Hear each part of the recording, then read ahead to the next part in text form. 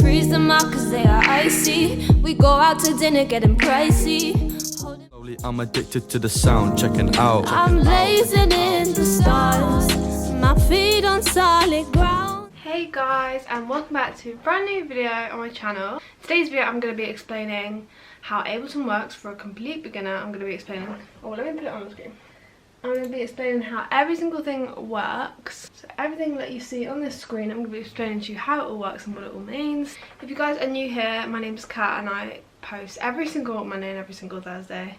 So I hope you guys enjoy the video. Alright, hey guys, so we're going to do the tutorial now. So when you open up Ableton, the first thing, actually it's going to load up in this view here. Just quickly going to explain how you change it to a more easy view to look at and more easy to visualize your song.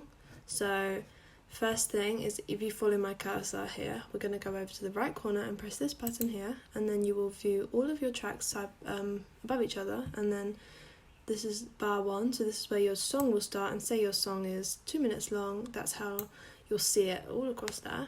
So yeah, that's much easier than looking in this view where you just see your instruments. But you do need this view for certain things, but everyone usually uses this to start with. So this is how you will start. So I'm not gonna explain why, you will figure it out once you learn.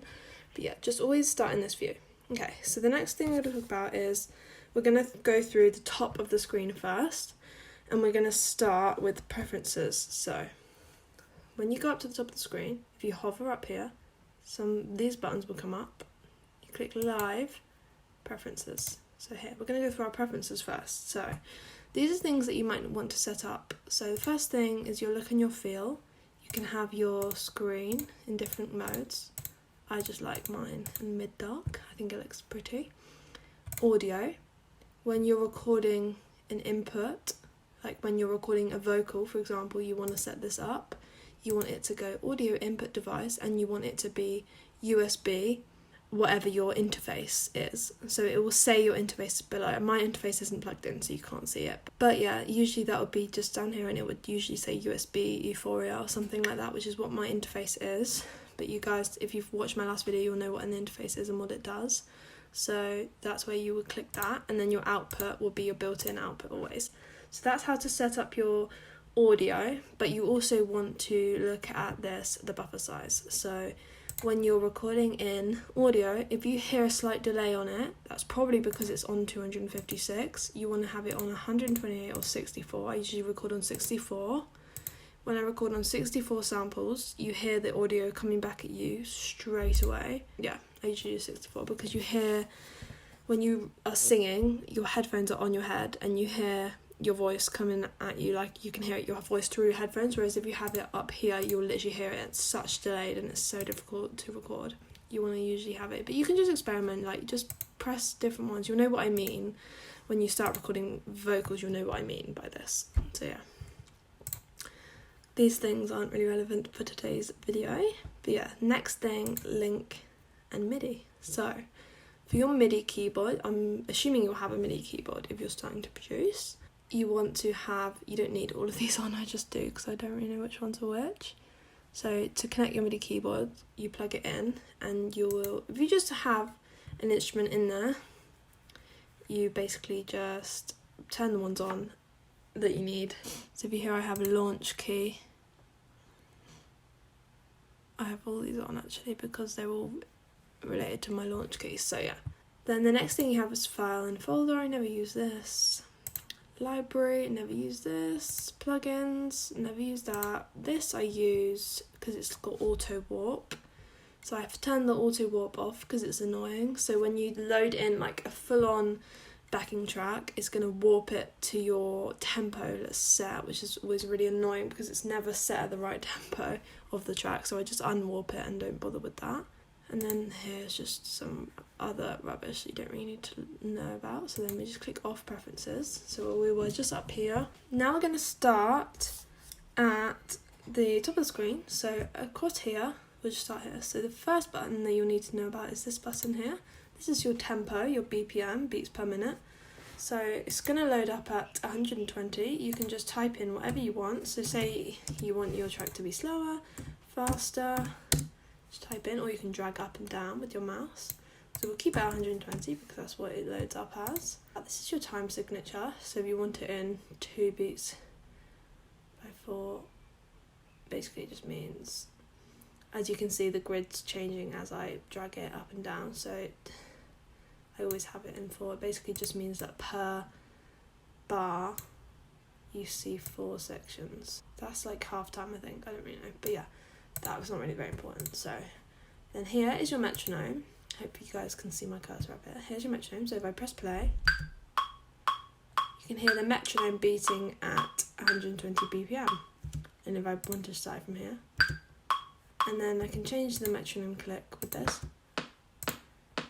But you're not going to find one that isn't annoying, so you might as well just click with the classic one. You can also change how often it beats, and you can have a count in. But yeah, on, off, on, off. So yeah, that's how that works. We move over to this. This is basically just your time. So if I drag it, it just drags the little timer cursor thing. But you don't really need that. Okay, then here, play, stop, and record. But you don't need play or stop because you just use your space bar. Record is quite important. So if you want to record something, you'll have to make sure, I'll explain this later, but this button here means, over here, this button means that it's set to record that channel. So if I press record here, it's recording on here. And if I press record on here, it'll be recording here. So yeah, that's how that works. It's pretty self-explanatory. That's record. Then we go across. This button here is loop. This is the only button you'll need. So another way to do a loop is, so say I want to loop the first 4 bars. I select the first 4 bars, Command L. And then you see that button came on. If I want to turn it off, I just press that button again. Or press Command L again. So yeah, those are the things that you need to know on the top. These things aren't really that important, I don't think. That was the buttons at the top. So the next thing we're going to go through is the buttons on the side of the screen. Just everything on the side, so here. So you can drag this in and out. This is basically where all your instruments are kept, all your sounds and everything. So here, as you can see, sounds, drums, instruments, audio effects, MIDI effects. This is basically just where everything is. So say I wanted to drag a sample in, I'd drag it into an audio channel. I'll explain why audio in a minute. So you can just drag samples in. What's this? That's really horrific sound. But yeah, these are just things. So this is where you'll find your instrument. So let's drag in an instrument. So let's go into instrument rack, piano and keys, and let's just do a grand piano. So I'm going to drag that into my MIDI because I've got a MIDI keyboard connected to it. Now, because I set up my MIDI in preferences, you can hear it.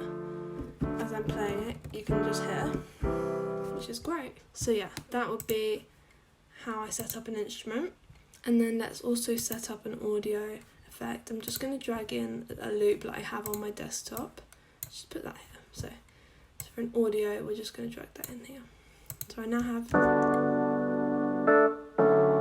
a loop, and I have a piano in front of me to use, which is connected. And I can record like this. So yeah, it's a lovely little song I just created there. So I'll zoom in with this bar here.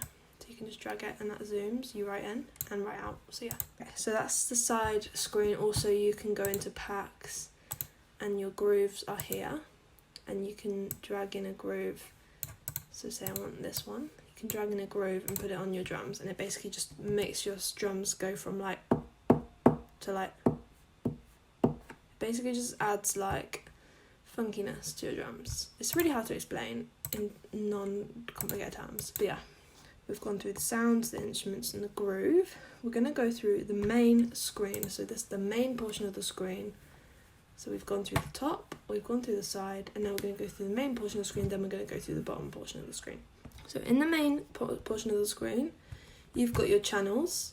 So you've got your MIDI channels and your audio channels. So this one's a MIDI and this one's an audio, that one's a MIDI, that one's an audio. For an audio channel, that is for recording in voices, instruments, anything that isn't a MIDI instrument. Like you record it with a microphone, you record it through audio. or if you have an electric guitar and you plug it into your interface, that will be an audio recording as well. And anything that already exists as audio will go in here. So like anything that basically already exists. So this already exists, that goes as audio, that's just a song.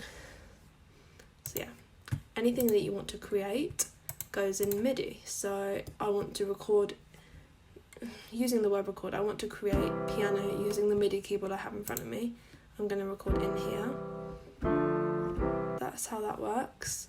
And what else goes in MIDI? MIDI is drums that you're creating on the screen in front of you. So to create a MIDI track, you're going to go Command Shift M. I've created a little portion of drums here. Now I can drag it up and I have this. But firstly, if you click on this, to get in drums, you want to drag in your drum rack. Just double click and now that's become a drum rack. So here's a drum rack. Samples, let's get a kick. So if you can just search kick. Let's put this one in.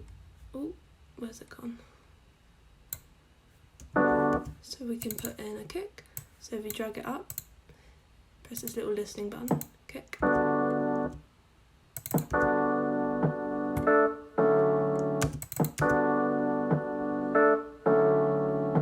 So that's how you would program drums, and that always goes in MIDI because that's you're creating it on the screen in front of you. So that's MIDI, not audio. So we've gone through our audio and MIDI and the difference. I'm just going to go through the automation bar here. This is your automation button. So if you want to like write a note and just draw that little button, that's your automation button. So say I have this loop here and I want to automate it. I'm going to click mixer, track volume. Say I want to make it fade in. I can make a little line here. You can hear it faded in. So this is basically what you're controlling, and then this is what you want to do to it. So here, if I'm controlling the mixer and I want to make it reverb, I can just drag this up.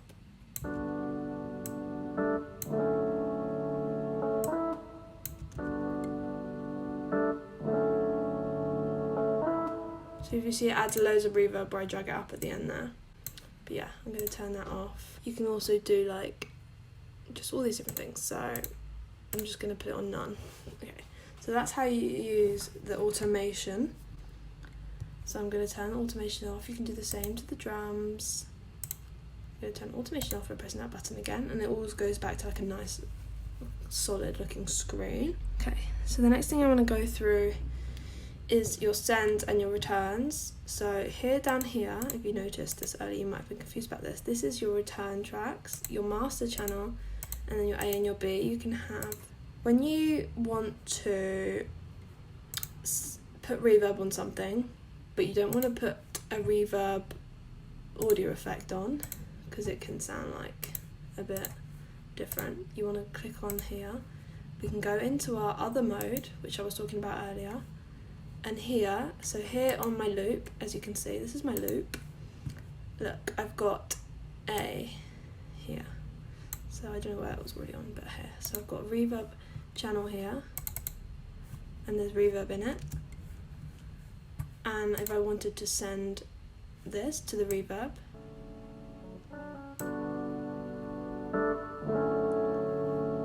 can you hear the difference as when I send it to reverb? Yeah, so that's it being sent to the reverb channel, so it's going to come out through here and it will sound reverbed. So yeah, that's how you use these channels, but we don't really need to worry too much about them, but that's what they are, so you don't need to worry about them because you might not be using them for a while, but that's what they are in case you didn't know. Okay, so now we're going to go through how to actually use all this, how to record in. So we've gone through how to make MIDI drums. We're going to go through how to record in using an audio track. So here, configure, you would have your microphone through your audio interface here. So you'd click that as your input and your output, like we said earlier in preferences. Then you would click this in button and you would click this record button, and then you would be ready to record. You'd just press record here. And you'd obviously have your headphones in and stuff. So to listen to it back, you'd press this off button and you can solo it like this. So you can use this solo button on everything. So yeah, that's how you would record in. And then you've got your solo button. You can pan to the left and the right. So I'll show you how that works. So here we have this instrument here. I'm just going to Command L this little bit. I'm going to pan it all the way to the left. You probably can't hear because you're only on the thing. And all the way to the right. So it's coming out of different speakers. So we've got a left and a right speaker. If I pan it slightly to the right, it will come out the right. If I pan it to the left, it will come out the left. If I press the 0, it will be centered. So that's how panning works. So when you are a producer, you want to pan things to the left and the right to make it a wider kind of sound, and you always would do that. So yeah, that's how you pan. And then I've gone through your in and your off and what that means. So this is for recording in and that's for listening. Then the last thing that we've got to go through is the bottom of the screen. So up here also is the amount of bars. Down here is the time. So the time, so if I wanted to make a song, let's use Command D to duplicate. Say I wanted the song to be 1 minute 50. It's still fading in at the beginning, by the way, look. I'll show you, it's still fading in because I never deleted that, so let's just delete that automation. Okay, well that's annoying as well, we don't want that. So this is just going to go all the way. At the bottom here, this is going to be our audio and MIDI effects. So say we want to put effects on this. Let's loop this, Command L. Just loop the random part of the song. We want to put some compression on it. So let's go into our audio effects over here. Compression, drag onto that channel. Here it appears in this bottom bar. I'm not going to show you how to use it because it's a bit complicated. I'm going to go through how you drag things on. So reverb. Oh, we can drag it down here now. We can drag saturation, we can drag utility, we can drag spectrum. So all these things make a difference. But here, we can just delete all of them. You can do your EQ, everything. So that's where all your audio effects go, in this bar down here. So that's what makes changes to the sound. That's basically mixing. And if you click on everything, you get a different one. So this, your drum rack has come up here because I added a drum rack, so that's all here. This one there's nothing because I just deleted it. This one there's nothing, this one there's nothing, but things would come up at the bottom here for each channel. So yeah, that's what the bottom of the screen kind of does. So that's all pretty important because this is where all your producing area will be.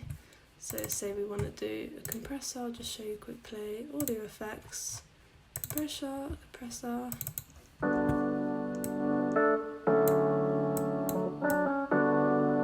I'm just using the compressor.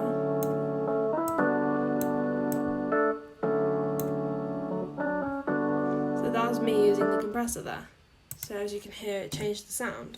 But yeah, so that's how you would actually do that. Then the last thing I'm going to go through really quickly is just all your shortcuts. So as I just went through, Command D to duplicate, Command C to copy, and Command V to paste. So we can paste that down here in another audio, not a MIDI, because if I tried to put it in a MIDI, it wouldn't actually work.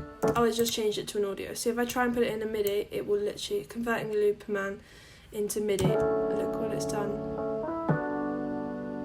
It's basically just done something really weird, so yeah, it won't work if you put it in MIDI channel. Then another shortcut, so Command C and Command V paste, Command D duplicate, Command L for loop, Command Z for undo. So Command Z, undo, Command Z, Command Z, Command Z. I'm just editing. Another thing I just remembered is Command E is like splits your audio, your MIDI, it just like splits it in two, and Command J is consolidate. So Command J joins it all together. So if you've split your audio file into two and you want to put it back as one, say you're cutting it down, you do Command J to join it back together, and you do Command E to actually split it up. So basically it's like chopping and like sticking back together. So yeah, so that's basically everything.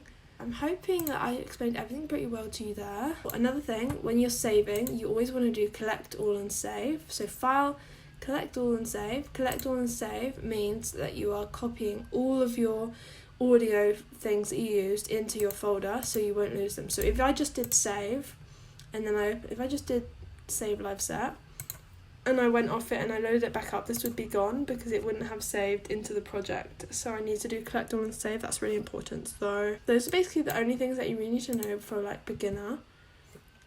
Just experiment with making some drums. So again, drag command up M, command shift M. Experiment with adding in the drum rack through this side portion here. Drums, drum rack, add a drum rack. Add some samples, add some kick and snare, just add a bump kick or something, just add a kick for now. Experiment with double clicking on that, dragging this up.